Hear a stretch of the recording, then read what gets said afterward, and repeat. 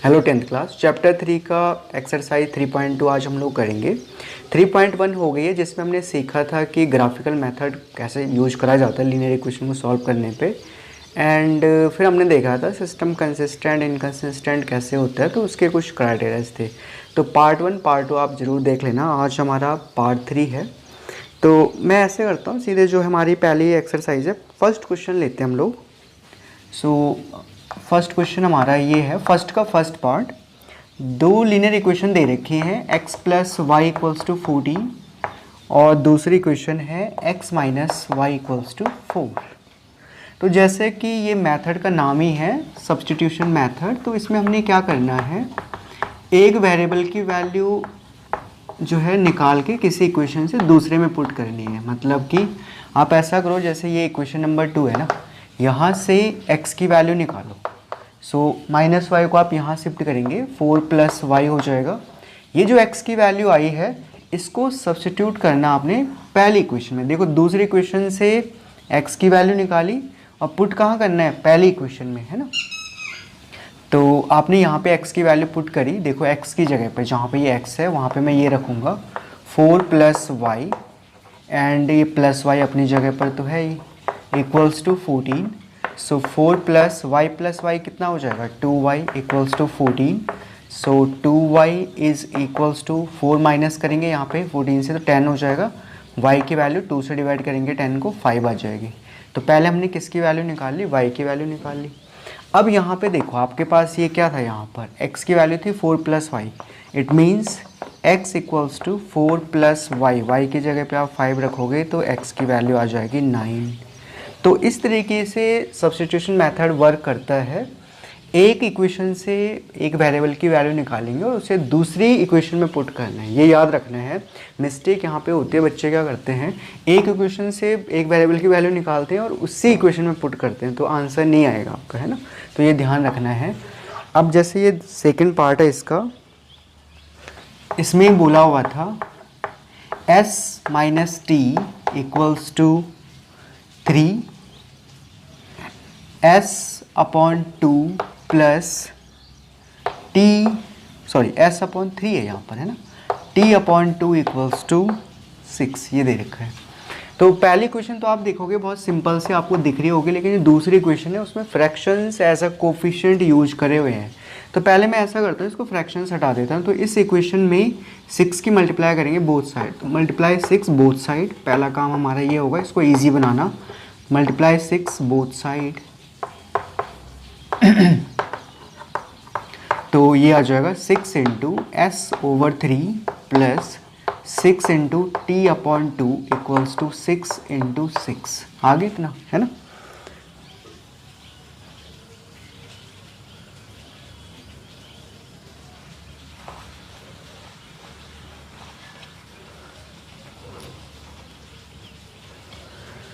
Okay, सो यहाँ पे आप देखोगे 3 2 जा 6, 2 3 जा 6, सो ये आ गया 2s plus 3t equals to 6 into 6 36। इसको आप इक्वेशन नंबर 2 बना लीजिए।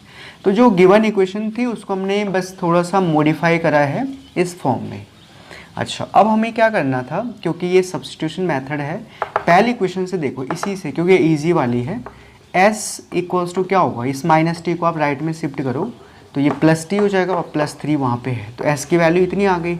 आपने पहली इक्वेशन से s की वैल्यू निकाली है, दूसरी में पुट करना है, दूसरी वाली में। सो फ्रॉम 2 सेकेंड इक्वेशन से, सो ट्वाइस ऑफ s की जगह पे ये वैल्यू रखो, t plus 3 into t equals to 36। Multiply करो 2 की, 2t plus 6 plus 3t equals to 36। 2t plus 3t आ जाएगा 5t, और ये 6 यहाँ आपको माइनस करना है 36 से, तो ये आ जाएगा 30।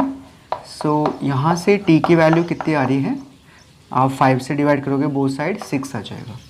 तो पहला एक वेरिएबल जो t है उसकी वैल्यू हमने निकाल दी है, वो 6 आ रही है। अब आपने क्या करना है, देखो t की वैल्यू निकल गई, s निकालना था। तो इस रिलेशन में जो हमने यहाँ पे निकाला था s इक्वल्स टू, इसका यूज करेंगे, t की जगह पे रखेंगे 6 प्लस 3, तो s की वैल्यू आ जाएगी 6 प्लस 3 दैट इज़ 9। ठीक है, तो इस तरीके से ये क्वेश्चन हमने करना था। तो बढ़ते हमारे नेक्स्ट थर्ड पार्ट की तरफ।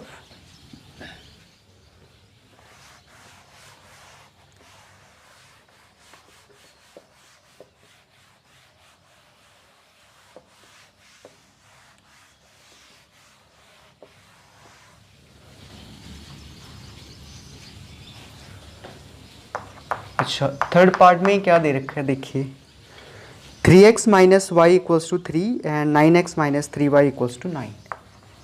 3x minus y equals to 9, 9x minus 3y equals to ये भी 9 है ना। सो अगर आप यहाँ से क्या करें, y की वैल्यू निकालें पहली इक्वेशन से, क्योंकि पहली वाली इजी है।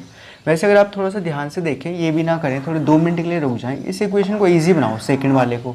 तो आप इसको 3 से डिवाइड कर दो बोथ साइड, तो डिवाइड बाय 3 करो। देखो आपको एक यहाँ पे ना एक रिजल्ट मिलेगा इंटरेस्टिंग, डिवाइड बाई 3। जैसे आपने 3 से डिवाइड करा इसको, देखो 9/3 हो जाएगा यहाँ पर, and here 3/3। Right hand side में क्या होगा, 9/3।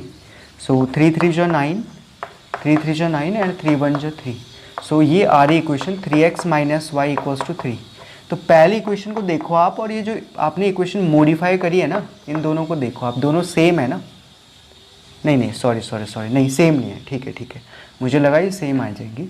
तो अब आप क्या करो, दूसरी इक्वेशन, चलिए आप दूसरी इक्वेशन से आप यहाँ से ना x की वैल्यू निकालो या y की निकालो। तो मुझे लगता है y की निकालना ज़्यादा ईजी है यहाँ पर। तो आप ऐसा करिए, देखो इस माइनस वाई को राइट में लेके जाओ और 3 को लेफ्ट में लेके आओ। सो 3 को आप लेफ्ट में लेके आ गए तो यहाँ 3x माइनस 3 हो जाएगा, y आपने राइट में शिफ्ट करा, y इक्वल्स टू, तो कुल मिला के y की वैल्यू आ गई 3x माइनस 3, आ गई y की वैल्यू। तो आपने दूसरी इक्वेशन के जो मॉडिफाई फॉर्म थी यहाँ पर, यहाँ से y की वैल्यू निकाल ली है। ये वैल्यू आपको कहाँ पुट करनी है, क्योंकि दूसरी क्वेश्चन से आई थी तो पहले में पुट करना पड़ेगा। तो फ्रॉम फर्स्ट पहली क्वेश्चन में चलिए, पहली क्वेश्चन में आपने क्या करना है, y की जगह पर ये वैल्यू पुट करेंगे। तो 3x माइनस 3 इक्वल्स टू 9। अब देखो यहाँ पे कितना इंटरेस्टिंग रिजल्ट आ रहा है ना। सो 3x से 3x कैंसिल, तो आपको लग नहीं रहा कि यार भाई हमें x निकालना था बट x ही गायब हो गया। तो ये एक एब्सर्ड कंडीशन आ गई, मतलब x आपके पास आप नहीं निकाल पाओगे यहाँ पर। तो आप ऐसी कंडीशन में, अगर आप पिछले चैप्टर जो हमने पहली एक्सरसाइज जो हमने करी थी उसमें ये बोला गया था, अगर आप पहले और दूसरे क्वेश्चन को ध्यान से देखें ना, तो x के कोफिशिएंट और y के कोफिशिएंट सेम है। तो याद कीजिए ratio a1/a2 equals to b1/b2 की कंडीशन है। इट मीन्स इस सिस्टम के एक भी सॉल्यूशन नहीं है, तो इसका सॉल्यूशन नहीं होना था, तभी तो x की वैल्यू नहीं निकल रही है। तो आप यहाँ पे लिखोगे नो सॉल्यूशन, ठीक है। यहाँ पे क्या लिखना है आपने, नो सॉल्यूशन। इस तरीके से करना था, आपने मेथड यूज करा बट मेथड इसका आंसर नहीं दे पा रहे, तो आप लिखोगे नो सॉल्यूशन। सो अब चलिए फोर्थ पार्ट पे बढ़ते हैं जल्दी से।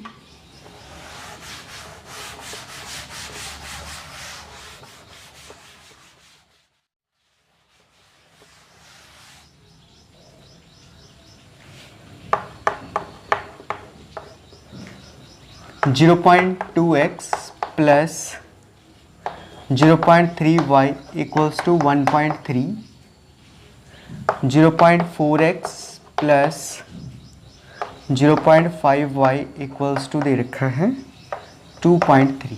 अच्छा, अब ये सारे के सारे जो है डेसिमल फॉर्म में है, तो आप ऐसा करो पहले डेसिमल सबके रिमूव कर दो। तो आप 10 से मल्टीप्लाई करो पहली इक्वेशन को, तो ये आ जाएगा 2x plus 3y equals to 13। पहली इक्वेशन इससे बना लो, क्या करा, 10 से मल्टीप्लाई करा, ठीक है। यहाँ पे आप लिख सकते हो 10 से मल्टीप्लाई बोथ साइड। सिमिलरली आपने दूसरी इक्वेशन में भी 10 से मल्टीप्लाई करना है, तो ये आ जाएगी 4x plus 5y equals to 23। इसको आप दूसरी इक्वेशन बना लो। अब तो आसान है ना, देखो डेसिमल हट गए ना दोनों तरफ से। अब आप किसी एक इक्वेशन से, चाहे आप फर्स्ट ले लो चाहे आप सेकंड ले लो, सपोज आपने कहा फर्स्ट इक्वेशन, तो यहाँ से x की वैल्यू निकाली, 2x की वैल्यू हो जाएगी 13 minus 3y। So x is equals to 13 minus 3y पूरे के अपॉन में क्या आ जाएगा 2। ये आ गई x की वैल्यू। तो पहली इक्वेशन से आपने x की वैल्यू निकालनी है, दूसरी इक्वेशन में पुट करनी है, तो सेकंड इक्वेशन में पुट करिए, मतलब इस वाले में। सो 4 टाइम्स x की जगह पे ये वैल्यू आ जाएगी 13 minus 3y upon 2 plus 5y equals to 23. So 2 2 जा 4, twice of 13 minus 3y plus 5y equals to 23. Multiply करिए 26 minus 6y plus 5y equals to 23. So 26 minus 6 plus 5 minus y. So y को आप यहाँ लेके जाइए तो y की value आप देख रहे हैं यहाँ से कितनी आ रही है, 26 minus 23 that is 3. It means y की वैल्यू क्या आ जाएगी, 3 आ जाएगी. तो हमने y की वैल्यू निकाल ली है. अब ये वैल्यू हमें कहाँ पे रखनी है, जहाँ पे ये x का एक्सप्रेशन था y के टर्म्स में. तो आप यहाँ पे वर्डिंग आप अपनी तरफ से लिख सकते हैं, पुट दिस है ना. तो ये आप खुद कर लीजिएगा. 13 माइनस 3 इंटू वाई की जगह पे आपने ये रखा 3 upon 2. So x is equal to 13 minus 3 3 जो 9 by 2. x would be 13 minus 9 that is 4 upon 2.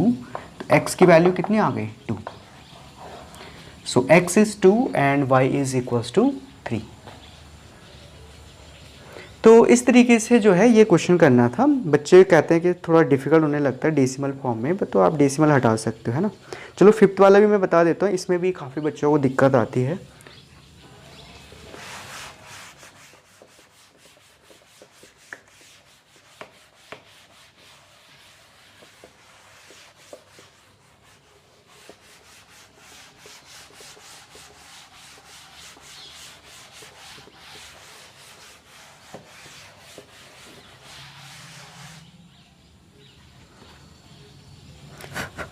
So 5th part देखिए, इसमें क्या दे रखा था, under root 2x plus under root 3y equals to दे रखा है 0 and under root 3x minus under root 8y ये भी दे रखा है 0.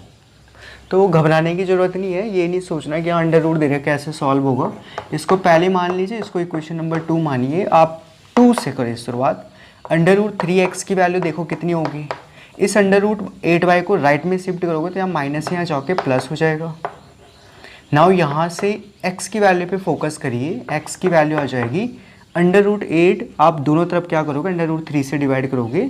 सो जैसे आपने यहाँ पे अंडर रूट 3 से डिवाइड करा तो यहाँ पे तो ये हट जाएगा, तो यहाँ पे बचेगा under root 8 upon under root 3 इंटू वाई. आ गई ये वैल्यू. अब आपने ये वैल्यू जो है प्लग करनी है इक्वेशन नंबर फर्स्ट में, मतलब पुट कर देनी है फर्स्ट में.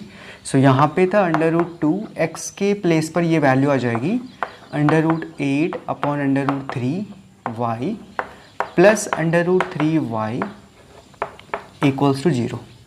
थोड़ा सा और सॉल्व करेंगे. देखो ये अंडर रूट 2 है, ये अंडर रूट 8 है, तो ये हो जाएगा under root 16 upon under root 3 y plus under root 3 y equals to 0. So 16 का अंडर रूट होता है 4. So 4 upon under root 3 y plus under root 3 y equals to 0. अब आप दोनों तरफ क्या करिए, अंडर रूट 3 से मल्टीप्लाई करिए. So multiply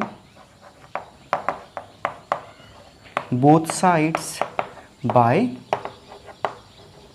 under root 3. Under root 3 से मल्टीप्लाई करना है तो यहाँ पे आ जाएगा under root 3 into 4 upon under root 3 y plus under root 3 into under root 3 y equals to 0. So under root 3 से कैंसिल हो जाएगा. सो यहाँ पे क्या आ रहा है देखो, आप नोटिस करेंगे ये 4y आ गया यहाँ पर प्लस. अब ये रिजल्ट याद रखना है आप लोगों को कि under root 3 into under root 3 कितना होगा, अंडर रूट का साइन हट जाएगा, यहाँ पे आ जाएगा 3. ठीक है. सो ये आ रहा है 3y और राइट हैंड साइड में हमारा 0 है, क्योंकि 0 में आप अंडर रूट 3 की मल्टीप्लाई करो तब भी 0 आएगा, तो इसलिए मैंने यहाँ पे अंडर रूट 3 मल्टीप्लिकेशन में नहीं लिखा हुआ है. अब 4 प्लस 3 7y इक्वल्स टू 0. तो आप देख रहे हैं y की वैल्यू सीधे सीधे क्या आ गए, 0. ठीक है. अब ये y की वैल्यू 0 आ रही है, इसको आप इसमें प्लग कर दो जो x का एक्सप्रेशन था y के टर्म्स में. x इक्वल्स टू था under root 8 upon under root 3 y की जगह पे आपने 0 रखा तो x की वैल्यू भी क्या आ जाएगी, 0. ठीक है. तो आपको ये याद भी रखना है रिजल्ट कि जब भी लीनियर इक्वेशंस में दोनों लीनियर इक्वेशन के राइट हैंड साइड में 0 हो, मतलब कांस्टेंट टर्म ना हो, है ना, कांस्टेंट टर्म वहाँ दोनों में नहीं होना चाहिए. तो ऐसे सिचुएशन में लीनियर इक्वेशन का या सिस्टम का हमेशा सॉल्यूशन क्या होता है, ट्रिवियल सॉल्यूशन बोलते हैं इसको, या ऑब्वियस सॉल्यूशन बोलते हैं 0 0. एक्स और वाई की वैल्यू क्या हो जाएंगी, 0 0 हो जाएंगे. अब इसमें 6th पार्ट है. बट आई होप आप ये वाला ट्राई कर लोगे। अगर नहीं होता है तो आप मुझे बता दीजिए कमेंट सेक्शन में। तो मिलते हैं अब नेक्स्ट पार्ट में। ओके।